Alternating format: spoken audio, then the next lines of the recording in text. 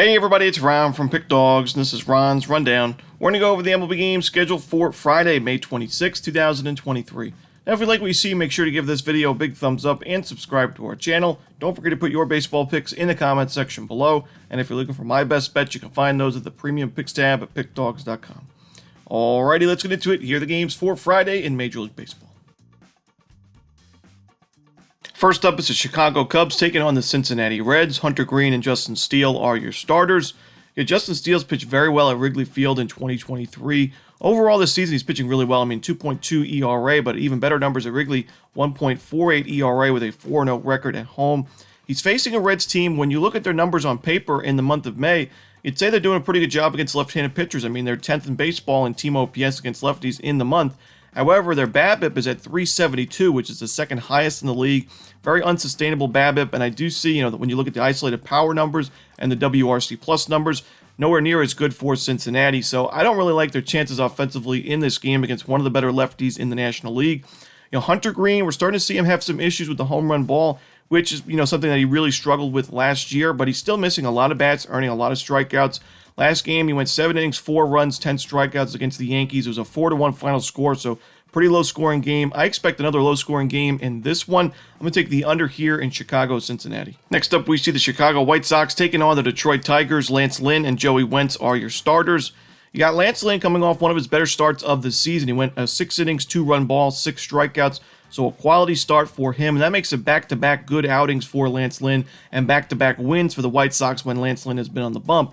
Now you're facing a Detroit Tigers team. It's been, right around league average offensively against righties in the month of May. But on the other side, you got Joey Wentz on the bump for Detroit, who's got an ERA above 7. He's really struggling this season, coming off another bad start against the Washington Nationals, where he went 2 innings, 10 base hits, 6 earned runs, 2 homers, and only a strikeout. And you're facing a White Sox team that against lefties has hit the ball very well in the month of May. And the last couple of years as well, the White Sox have been one of the better lineups against left-handed pitchers. Chicago is 7th best in the league in WRC plus against lefties this month. Top 10 in team OPS, top 15 in isolated power. I like their chances to get to Joey Wentz early. And Lance Lynn is going into the start in good form. He's been rocky for the most part this year, but I think he can pitch well enough to give the White Sox a W. So give me the Chicago White Sox on the money line. Next up, we see the Los Angeles Dodgers taking on the Tampa Bay Rays. Noah Syndergaard going for Los Angeles. No official starter for the Rays in this one. The Dodgers got a much-needed day off on Thursday after playing a pretty grueling schedule, a homestand, and then a road trip to St. Louis and Atlanta. No days off in between. However, I still don't love this spot after the day off against the Rays. With Noah Syndergaard on the mound, who's got an ERA above 10 on the road this year, facing a Rays lineup, it's been one of the toughest to face as a righty this season. You got Syndergaard, in 14 road innings, 22 base hits, 16 earned runs, 3 homers, and only 8 strikeouts to go with it. So not missing bats, giving up a lot of base runners. We saw in his last road start against the Cardinals. He was only able to go 5 innings. He gave up 3 earned runs and 4 base hits in that one. I think he struggles in this game, and although the Tampa Bay Rays may be going with the bullpen game, and it's not my favorite bullpen in baseball, I still think it's the better option here. So I'm going to lean towards the over and the Tampa Bay Rays on the money line at the Trop. Next up, we see the San Diego Padres taking on the New York Yankees. This is going to be your Apple TV game. 7:05 Eastern, Joe Musgrove and Luis Severino are your projected starters. But there's no official line right now, so we could see a pitching change. And we see that with a few games for Friday. So I'll be sure to update you guys in the comments section if something changes. But, Joe Musgrove, I had a lot of faith in his game going into his last start, but he struggled in that game as well. It was a decent spot for him, even though the Red Sox are a really strong lineup against righties. He was back at Petco Park. He had some time off after that game against the Dodgers. He just did not pitch well in that game against Boston. He gave up 4 earned runs, a home run, a couple of doubles as well, so the extra base hits were there. Sharp contact. Sure, he had 6 strikeouts, so he was missing some bats, but still was nowhere near good enough for the Padres. And this is a San Diego offense that's been very inconsistent this year. They have struggled against right-handed pitchers in the month of May. So sure, Luis Severino doesn't have a big sample size for us to kind of tell where he's going to be at, but he pitched pretty well in his first start, 4 2/3. 1 earned run, 5 strikeouts. He was missing mats. He didn't give up a single home run. So I think he could pitch pretty well. Good enough here for the Yankees bats to back him up. The Yankees have been a very strong lineup against right-handed pitchers in May because, they're second right now in isolated power. They're 4th in team OPS. That's all despite a 265 BABIP, which is one of the lowest in baseball in the month of May. So really scary numbers for opposing pitchers if you're looking at that for the Yankees. Give me the New York Yankees on the money line. Next up, we see the Baltimore Orioles taking on the Texas Rangers. John Gray and Grayson Rodriguez are your starters. Yeah, I watched John Gray start against the Orioles back on April 3rd. It was the beginning of the season. He pitched well in that game, 6 1/3 innings, but he gave up 2 home runs, and that was the only 2 runs that the Orioles needed. It was a 2-0 Orioles victory. But I watched that game. Gray struck out 7 batters. He was keeping the ball on the ground for the most part, just a couple of mistake pitches. But other than that, he was basically dominant in that start. And I do think he'll pitch well in this game. He's in really good form going into this start. His last 3 games, 1 earned run or fewer. He's striking out batters. The Rangers are winning his games. So I like Gray and the Rangers to win this game. But I also like the under because I'm starting to see some positive signs from Grayson Rodriguez as well. His last start against a very tough Blue Jays lineup. It's been one of the best lineups in baseball against righties in the month of May. Grayson Rodriguez went 5 innings, a 6 strikeout ball, only 2 earned runs. He gave the Orioles a chance to win that game. They eventually did in extra innings, but now the Orioles have won 4 of his last 5 starts. So I think Grayson Rodriguez can compete in this game. I still think Gray is the better options, and I like the Rangers lineup against a righty better, so that's why I'll lean towards Texas. But give me the under 8.5 runs in Rangers-Orioles. Next up, we see the St. Louis Cardinals taking on the Cleveland Guardians. We're going to see Matthew Liberatore and Shane Bieber on the mound in this one. Now, you got Matthew Liberatore making his second start of the season. His first was back on May 17th. He went 5 innings of shutout baseball with 6 strikeouts in a 3-0 Cardinals victory. His last game was a bullpen appearance against the Dodgers. He went 1 inning, struggled in that one, giving up 2 earned runs, but he still had a strikeout. That was against a much tougher lineup, and now you're facing the Guardians, who are dead last in baseball in the month of May in isolated power. They're 29th in baseball in team OPS against lefties. I think Liberatore pitches well, and I think the Cardinals' bats are going to back him up against Shane Bieber, who's giving up a lot of base runners lately, a lot of base hits, some walks, some home runs, and the strikeouts have not been there to back it up. The Cardinals have been one of the toughest lineups to face as a righty this month. They're number 1 in baseball in team OPS and isolated power against right-handed pitchers in the month of May. So I think this is a bad spot for Bieber, a good spot for Liberatore. Give me the St. Louis Cardinals. Next up, we see the Philadelphia Phillies taking on the Atlanta Braves. Taijuan Walker and Jared Schuster are your starters. Jared Schuster's not somebody I've backed very often this season, but I got to give him credit. His last outing was pretty impressive against the Mariners. 6 innings, 1 run baseball, 1 hit baseball with 7 strikeouts and only 1 walk in a 3-2 Braves win. He is a left-handed pitcher, and the Phillies have struggled mightily against lefties in the month of May. Their power numbers aren't too bad, so maybe they hit a home run or 2, a solo shot or 2 in this start, but their OPS is dead last in baseball. Their strikeout rate is 30.1% against lefties in May, so that's also the highest in baseball. I think Schuster pitches well enough, and I think the bats are going to back him up against Taijuan Walker, who has not had a very good season, and he's struggled mightily on the road. 7.43 ERA away from Citizens Bank Park this year. Got to take the Braves in this game on the money line. Next up, we see the San Francisco Giants taking on the Milwaukee Brewers. No official lineup for this game, but right now we see Alex Wood and Freddie Peralta as the projected starters. I'm a little bit concerned with Freddie Peralta. His last 2 games, both were on the road, granted, so maybe, he had much better numbers at home at a 2.43 ERA, so maybe this is a bounce-back outing for him, but he's given up a lot of base hits, a lot of earned runs, of course, and a lot of walks to go with it. His last 11 1/3 innings, 8 walks allowed with only 8 strikeouts, so, that's less than a strikeout per inning and, a ton of walks to go with it. That's not what you want to see from a starter like Freddie Peralta. And the Giants, their numbers against righties in the month of May have not been great. They're certainly better in April, but they're still a team that hits righties much better than they hit lefties, and I do think they can get to Peralta for a few runs early on. And, the big thing for me is Alex Wood, a left-handed pitcher. The Brewers have struggled mightily against lefties this season. Last year, you look at their numbers in the month of May, 27th in baseball in team OPS, 25th in isolated power, the second highest strikeout rate, 28.9%. I think Wood's the much better option in this game. I think the Giants have the better bullpen and the better lineup in this one. So Freddie Peralta's pitching at home. I would lean towards the under, but I also like the Giants to win this game outright. So give me San Francisco money line and the under. Next up, we see the Toronto Blue Jays taking on the Minnesota Twins. We're going to see Louis Varland and Kevin Gausman on the mound in this one.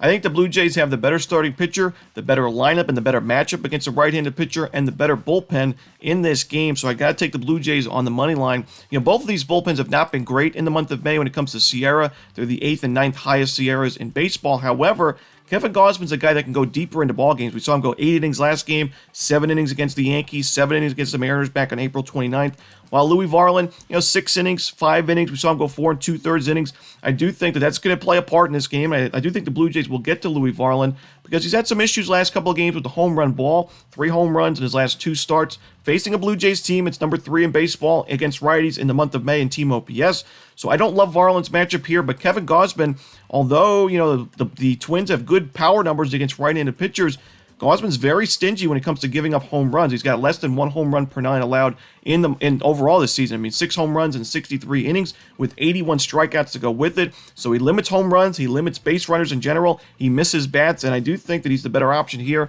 So give me the Toronto Blue Jays on the money line on the road. Next up, we see the Washington Nationals taking on the Kansas City Royals. Patrick Corbin and Jordan Lyles are your starters in this one. Now, we've mentioned a few times that every single game that Jordan Lyles has pitched in this season, the Royals have lost. He's 0-8 personally, and they also lost a couple of games where he didn't get a decision. So the Royals are 0-10 on the money line with Jordan Lyles on the bump. However, this could be the spot that the Royals grab their first win with Lyles. I still think, I'd rather just take the over. When you look at both of these bullpens, they have struggled in the month of May in Sierra. They have the top 10 highest Sierras. The Nationals are number 1 in baseball with the highest Sierra at 4.72, so not a great sign there. Yeah, Patrick Corbin, a left-handed pitcher facing a Royals team. It's hit lefties a lot better than they've hit righties. They make a lot of sharp contact. They don't strike out much, so I don't love this spot for Corbin. Even though he's made some improvements in his last couple of games, he's been able to keep the ball on the ground a little bit better. I still think he struggles in this one. I think Jordan Lyles gives up a few runs early on. He's given up a lot of runs to a lot of teams, and even though the Nationals have not been able to hit righties too well, everybody's hit Jordan Lyles this year. So give me the over with the lean to the Kansas City Royals on the money line in this one. Next up, we see the New York Mets taking on the Colorado Rockies. Max Scherzer and Connor Seabold are your projected starters. Max Scherzer has struggled at Coors Field in his career, an ERA above 6 and an 0-3 record, and a majority of those games were during seasons where Max Scherzer was one of the more dominant pitchers in baseball, Cy Young caliber seasons. Now you got Max Scherzer, who's having one of the weaker starts to his season he's had in his career, with an ERA above 4 and an ERA at 5.96 on the road currently. I worry about Scherzer in this game. I do think he's overvalued quite a bit. When you look at the Rockies' numbers against righties in the month of May, they're 7th in team OPS, solid isolated power numbers to go with it, a low strikeout rate. I think Scherzer struggles in this game, and I do think that there's some value with Colorado in this one. Even though Connor Seabold in the bullpen, not my favorite option for Colorado, I still think the bats will show up and back up Seabold in this game, and I do think it's going to be a close one overall, one where the value lies with the home team. So give me the Colorado Rockies plus the 1.5 runs, slight lean to the over in this game, but I think the Rockies' run line is the better play. Next up, we see the Miami Marlins taking on the Los Angeles Angels. Jesus Luzardo and Reed Detmers are your starters. I got to fade the Marlins in this game after playing at Coors Field on Thursday. No day off in between this series. And Reed Detmers, although he's a lefty and the Marlins have hit lefties pretty well, Reed Detmers is pitching really well himself in the last couple of games. His last start, he went 5 2/3 innings, 3 runs with 12 strikeouts against the Minnesota Twins. He has not given up a single home run in each of his last 4 starts. I like his chances here against the Marlins team after that Coors Field series. Jesus Luzardo, a left-handed pitcher. The Angels starting to improve their numbers against lefties. We saw him get to James Paxton in that Red Sox series, and Luzardo's coming off one of his worst starts of the year. 6 earned runs and 2 home runs in that game against the San Francisco Giants of all teams, who have been really bad against lefties this year. So that's a concerning sign. And you also see Luzardo's got a 5.91 ERA on the road. He's pitched much better at Lone Depot Park. So with all that being said, I got to take the Angels in this game on the money line. Next up, it's the Houston Astros taking on the Oakland Athletics. Hunter Brown and James Caprillion are your starters. Now, although Hunter Brown and the Astros failed to cover the run line the last time Brown faced the A's on May 20th, I still think the Astros run line is the play for me, as you got Hunter Brown, his last game, 6 innings, 1 run ball, 9 strikeouts against these Athletics. No home runs, no walks. He was very, very sharp in that game. I think he pitches another quality start with a good amount of strikeouts in this one as well. And, James Caprillion, he's been better since they brought him back up from the minor leagues. His strikeout numbers, 12 Ks in 12 innings. However, he has still walked a good amount of batters. 4 walks in his last game against the Astros, so the control's always a concern. And even though he pitched, better in those last 2 starts for the Athletics, there were still 2 run-line losses, 5-0 to the Rangers, 2-0 to the Astros. He has one of the worst lineups and bullpens to back him up, so it's really just tough to get there with the Oakland A's right now, and I can't trust Caprillion. So give me the Houston Astros on the run line on the road. Next up, we see the Boston Red Sox taking on the Arizona Diamondbacks. Brandon Pfaadt and Chris Sale are your starters. This is a game that I'm not crazy about. I'm not rushing to the window for, that's for sure, As Chris Sale, he pitched well in his last game. He went 7 innings for the Red Sox in a 4-2 Red Sox victory. He struck out 8 batters, but overall, he still gave up 2 home runs in that game, and overall, he has had a 6.00 ERA away from Fenway Park, so not really, I don't love to back him away from home. And the Diamondbacks' numbers against lefties have not been great this season, but they're certainly improving those numbers. So I'm not really sure what we're going to see from Chris Sale in this game. I also don't know what we're going to see from Brandon Pfaadt. The Red Sox have hit right into pitchers very well this season, in the month of May included. And Pfaadt, he struggled mightily in his first 2 starts at the big league level, but his last 2 games, 10 and a third innings of work, 4 earned runs, only 8 strikeouts is a little concerning with 5 walks to go with it. So, the earned runs are going down, but the strikeout numbers and the walks still not really where I'd want them to be. I don't know what we're going to see from Pfaadt or Sale. I'm going to lean towards the Red Sox because they do have the better numbers against right-handed pitchers, and Sale has proved a little bit more on the mound this season. Don't really trust either of these bullpens either, so just a lean here for the Red Sox on the money line. Next up, we see the Pittsburgh Pirates taking on the Seattle Mariners, the final game for Friday's card. Great pitching matchup here. Mitch Keller and George Kirby on the bump. 2 guys with sub-3 ERAs. It makes sense why this total is set so low at 6.5 runs at a very pitcher-friendly ballpark. I could take the under, but I just don't think there's a lot of value or wiggle room on an under like that. So for me, I'd rather just take the Mariners on the money line because I think they have the much better bullpen. So if this game is close late, Seattle has a big advantage there. They're the home team. They get the final at-bats. I also think they have the better lineup. Even though both of these lineups have kind of been inconsistent this month, Seattle has been very good in one-run close games in the last couple of years. It's one of the big reasons why they made the playoff push last year and why they were close the year before that one. But I do think that Seattle has the advantage. I also think Kirby has the better chance at going deeper in this game, believe it or not, because Mitch Keller has put together he put a complete game shutout against the Rockies, 7 innings against the Orioles, but he's very reliant on his strikeout pitches. Kirby has kind of been all over the place with his strikeout stuff this year. He's actually been a little bit more of a pitch-to-contact guy, so I do think he'll be able to get some quicker outs, and that should be able to get him go deeper in this game. So I'm going to take the Seattle Mariners here on the money line and lean towards the under, of course, because both of these pitchers are in great form, but give me Seattle. And that's it. Those are the games for Friday in baseball. Hope you enjoyed this video. If you did, don't forget to hit that like button and subscribe, and don't forget to put your baseball picks in the comments section below. Again, if you're looking for my best bets, you can find those at Pickdawgz Premium. As always, this is Ron Romanelli. Good luck.